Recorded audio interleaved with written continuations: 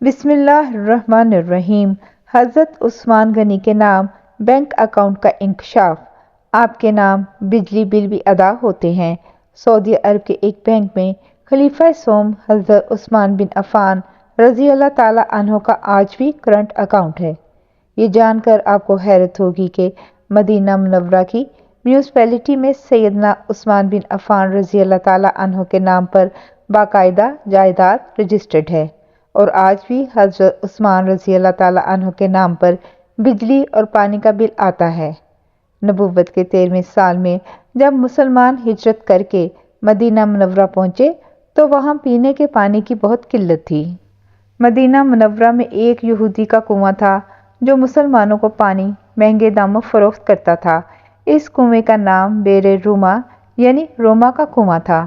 وہاں ان حالات سے پریشان ہو کر مسلمانوں نے رسول اللہ صلی اللہ علیہ وسلم سے شکایت کی اور اپنی پریشانی سے آگاہ کیا۔ اللہ کے نبی صلی اللہ علیہ وسلم نے فرمایا، کون ہے جو یہ کنواں خریدے اور مسلمانوں کے لیے وقف کر دے؟ ایسا کرنے پر اللہ تعالیٰ اسے جنت میں چشمہ عطا کرے گا۔ حضرت عثمان بن عفان رضی اللہ تعالیٰ عنہ اس یہودی کے پاس گئے اور کنواں خریدنے کی خواہش کا اظہار کیا۔ کنواں چونکہ منافع بخش آمدنی کا ذریعہ تھا، اس لیے یہودی نے اسے فروخت کرنے سے انکار کر دیا۔ حضرت عثمان رضی اللہ تعالیٰ عنہ نے یہ تدبیر کی کہ یہودی سے کہا، پورا کنواں نہ صحیح، آدھا کنواں مجھے فروخت کر دو۔ آدھا کنواں فروخت کرنے پر ایک دن کنویں کا پانی تمہارا ہوگا اور دوسرے دن میرا ہوگا۔ یہودی ان کی اس پیشکش پر لالچ میں آ گیا۔ اس نے سوچا کہ حضرت عثمان اپنے دن میں پانی مہنگے داموں فروخت کریں گے، اس طرح اسے زیادہ منافع کمانے کا موقع مل جائے گا۔ چنانچہ اس نے آدھا کنواں حضرت عثمان بن عفان رضی اللہ تعالیٰ عنہ کو فروخت کر دیا۔ سیدنا عثمان غنی رضی اللہ تعالیٰ عنہ نے وہ کنواں اللہ کی رضا کے لیے وقف کر کے اپنے دن مسلمانوں کو کنویں سے مفت پانی حاصل کرنے کی اجازت دے دی۔ لوگ حضرت عثمان غنی رضی اللہ تعالیٰ عنہ کے دن مفت پانی حاصل کرتے اور اگلے دن کے لیے بھی ذخیرہ کر لیتے۔ یہودی کے دن کوئی بھی شخص پانی خریدنے نہ جاتا۔ یہودی نے دیکھا کہ اس کی تجارت ماند پڑ گئی ہے تو اس نے حضرت عثمان سے باقی آدھا کنواں بھی خریدنے کی پیشکش کر دی۔ اس پر حضرت عثمان راضی ہو گئے اور کم و بیش 35,000 درہم میں پورا کنواں خرید کر مسلمانوں کے لیے وقف کر دیا۔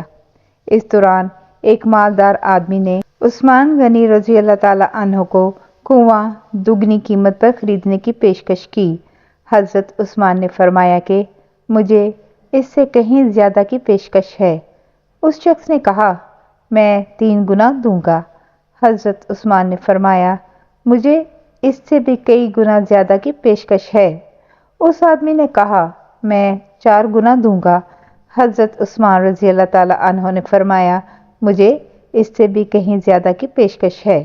اس طرح وہ شخص رقم بڑھاتا گیا اور حضرت عثمان یہی جواب دیتے رہے، یہاں تک کہ اس آدمی نے کہا کہ حضرت آخر کون ہے جو آپ کو 10 گنا دینے کی پیشکش کر رہا ہے؟ سیدنا عثمان رضی اللہ تعالیٰ عنہ نے فرمایا کہ میرا رب مجھے ایک نیکی پر 10 گنا اجر دینے کی پیشکش کرتا ہے۔ وقت گزرتا گیا اور یہ کنواں مسلمانوں کو سیراب کرتا رہا، یہاں تک کہ عثمان غنی رضی اللہ تعالیٰ عنہ کے دور خلافت میں اس کنویں کے ارد گرد کھجوروں کا باغ بن گیا، اور اس دور میں ہی اس باغ کی دیکھ بھال ہوئی۔ بعد ازاں آل سعود کے عہد میں اس باغ میں کھجور کے درختوں کی تعداد تقریباً 1550 ہو گئی۔ حکومت وقت نے اس باغ کے گرد 4 دیواری بنوائی اور یہ جگہ میونسپلٹی میں حضرت عثمان بن عفان رضی اللہ تعالیٰ عنہ کے نام پر رجسٹرڈ کر دی۔ وزارت زراعت یہاں کی کھجوریں بازار میں فروخت کرتی اور اس سے حاصل ہونے والی آمدنی سیدنا عثمان بن عفان رضی اللہ تعالیٰ عنہ کے نام پر بینک میں جمع کرواتی رہی۔ چلتے چلتے اس اکاؤنٹ میں اتنی رقم جمع ہو گئی کہ مدینہ منورہ کے مرکزی علاقہ میں اس باغ کی آمدنی سے ایک کشادہ پلاٹ لیا گیا، جہاں فندق عثمان بن عفان رضی اللہ تعالیٰ عنہ کے نام سے ایک رہائشی ہوٹل تعمیر کیا جانے لگا۔ اس رہائشی ہوٹل سے سالانہ 50 ملین ریال آمدنی متوقع ہے، جس کا آدھا حصہ غریبوں اور مسکینوں کی کفالت اور باقی ادا حضرت عثمان بن عفان رضی اللہ تعالیٰ عنہ کے بینک اکاؤنٹ میں جمع ہوگا۔ ذوالنورین سیدنا عثمان بن عفان رضی اللہ تعالیٰ عنہ کے اس عمل اور خلوص نیت کو اللہ رب العزت نے اپنی بارگاہ میں ایسے قبول فرمایا اور اس میں اتنی برکت عطا فرمائی کہ قیامت تک ان کے لیے صدقہ جاریہ بنا دیا۔ یہی وہ لوگ ہیں جن کی جانیں اور مال اللہ تعالیٰ نے اپنی جنتوں کے بدلے خرید لیے۔ یہی وہ لوگ ہیں جنہوں نے اللہ کے ساتھ تجارت کی، جنہوں نے اللہ عز و جل کو قرض دیا، اچھا قرض۔ میری اللہ تعالیٰ سے دعا ہے کہ اللہ تعالیٰ کے راستے میں دیا ہوا قرض اللہ تعالیٰ اپنی بارگاہ رسالت مآب میں قبول و مقبول فرمائے اور اس کو تمام مسلمانوں کے لیے صدقہ جاریہ بنائے۔ آمین ثم آمین۔ جزاک اللہ خیر۔